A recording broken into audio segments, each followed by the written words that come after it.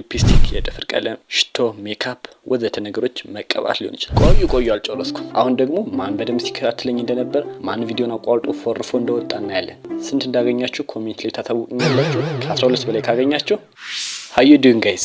ዛሬ በታተን ለየብቻ ቃላቶች ስናያቸው ይሄንማ አውቀዋለሁ ብለን ሳንጨርስ አንድ ላይ ሲጣመሩ ግን ባላየ የምናልፋቸውን ፍሬዛል ቨርብ የሚባሉት እናያለን። እስከ መጨረሻው ከቆያችሁ በእንግሊዘኛ ንግግር ውስጥ የሚዘወተሩ 15 ወሳኝ ፍሬዞችን ታውቃላችሁ። Please grab a note and let's dive in. የመጀመሪያው wake up ሁላችሁም ታውቁታላችሁ። Stop sleeping ማለት ነው፣ ወይም ደግሞ ከእንቅልፍ መንቃት ማለት ነው።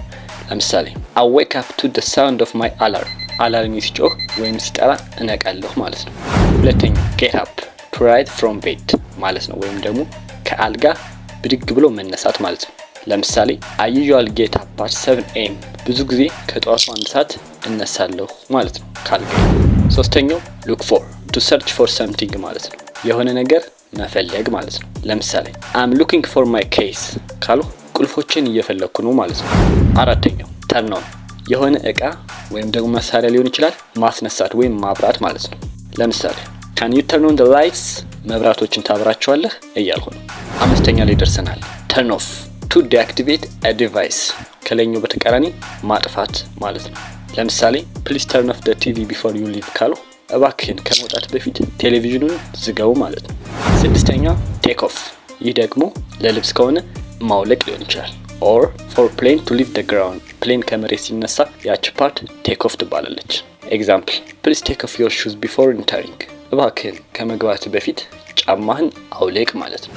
ሰባተኛው put on to wear or place something on ይሄ ደግሞ ከቴክ ኦፍ በተቃራኒ መልበስ ማለት ነው። ለምሳሌ I need to put on jacket it's cold outside ካልሁ ጃኬት መልበስ ያስፈልገኛል ውጩ ብርድ ነው እያልሁ ነው። በሌላ መልኩ ደግሞ የሆነ ነገር ላይ ማስቀመጥ ሊሆን ይችላል። ለምሳሌ she put her phone on the table ስልኳን ጠረጴዛው ላይ አስቀመጠችው ማለት ይሆናል። በሌላ መልኩ ደግሞ ሊፕስቲክ፣ የጥፍር ቀለም፣ ሽቶ፣ ሜካፕ ወዘተ ነገሮች መቀባት ሊሆን ይችላል። ለምሳሌ I don't recognize when you put on makeup ሜካፕ ስትቀቢ አለይሽም ወይም አላውቅሽም ማለት ነው። ስምንተኛው run out of ማለት ይቻላል። ትርጉሙም ማለቅ ማለት ነው። ለምሳሌ we ran out of milk so I need to buy some ወተት ጨርሰናል የተወሰነ መግዛት እፈልጋለሁ። ዘጠነኛው hang out spend time relaxing or socializing ማለት ነው። በመዝናናት ጊዜ ማሳለፍ ከሰዎች ጋር ሊሆን ይችላል። ለምሳሌ I usually hang out with my friends at the coffee shop after work ከስራ በኋላ ብዙውን ጊዜ ከጓደኞች ጋር ሆኜ ቡና ቤት ጊዜ አሳልፋለሁ ማለት ነው። አስረኛው give up ይሄን ታውቁታላችሁ፣ ማቆም፣ ተስፋ መቁረጥ ማለት ነው። ለምሳሌ don't give up on your dreams በህልሞች ላይ ተስፋ እንዳትቆርጥ ማለት ነው። 11ኛ ላይ ደርሰናል። pick up to lift something or collect someone ማለት ነው። የሆነ ነገር ማንሳት ወይም ደግሞ ሰው መጫን ሊሆን ይችላል መኪና ላይ ምናምን ማለት ነው። ለምሳሌ can you pick up the phone it's ringing እየተደወለ ነው ስልኩን ማንሳት ትችላለህ እያለ ነው እዚህ ጋር። ሰው ማሳፈር ወይም መያዝ በሚለው ደግሞ I'll pick you up from the airport at 5 am 5 ሰዓት ላይ ከኤርፖርት ወስድሃለሁ አሳፍራለሁ ማለት ነው። በዚህ መልኩ እንጠቀም። 12ኛ check out to look at or investigate something የሆነ ነገር ማየት፣ መመርመር፣ ማረጋገጥ ወይም ደግሞ used for leaving a hotel ጣጣን ፕሮሰስን ጨራርሶ ብርን ከፍሎ ምናምን ሊሆን ይችላል ከሆቴል መውጣትን ያሳያል። ለምሳሌ check out the new restaurant downtown መሀል ከተማ ላይ ያለውን አዲስ ምግብ ቤት እየው ወይም ሞክረው ማለት ነው። we should check out by 11 am to avoid an extra charges ሌላ ተጨማሪ ክፍያ እንዳይኖርብን 11 ሰዓት ላይ ጨራርሰን መውጣት አለብን ማለት ነው። 13ኛ show up to arrive or appear ማለት መድረስ ወይም ብቅ ማለት ሊሆን ይችላል። ለምሳሌ he always shows up late to meetings ሁሌ ስብሰባዎች ላይ አርፍዶ ነው የሚደርስ ማለት ነው። 14ኛ call back የስልክ ጥሪን መመለስ ማለት ነው። for example I'll call you back after dinner ከእራት በኋላ መልሶ መደወል ማለት ነው call back።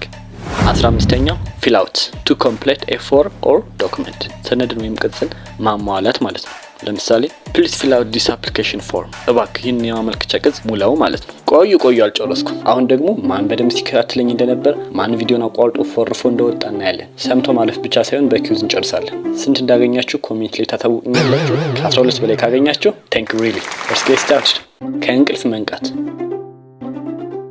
ከአልጋ መነሳት፣ የሆነ ነገር መፈለግ፣ የሆነ መሳሪያ ወይም ዕቃ ማጥፋት። በተቃራኒው ማብራት ሲሆን ደግሞ ልብስ ማውለቅ ወይም ፕሌን ከመሬት ሲነሳ ያለችው ቅጽበት። ልብስ መልበስ ወይም ሽቶ መቀባት ወይም የሆነ እቃ ላይ ማስቀመጥ። ወተቱ አለቀ ለማለት። በመዝናናት ጊዜም ማሳለፍ። መተው ወይም ተስፋ መቁረጥ። የሆነ ነገር ማንሳት ወይም ሰው በመኪና መጫን። ማየት ማረጋገጥ ወይም ከሆቴል ለቀን ስንወጣ የምንጠቀመው። መድረስ ወይም ብቅ ማለት። መልሶ መደወል። የሆነ ቅጽ ወይም ዶክመንት መሙላት። እሺ ስንቱን በትክክል አገኛችሁት? አስተያየታችሁን ጻፉልኝ፣ አየዋለሁ። ጠቃሚ ቪዲዮ ሆኖ ካገኛችሁት ቤተሰባችሁን ሁኑ። ያው ስለያችሁ በእንባ ነው።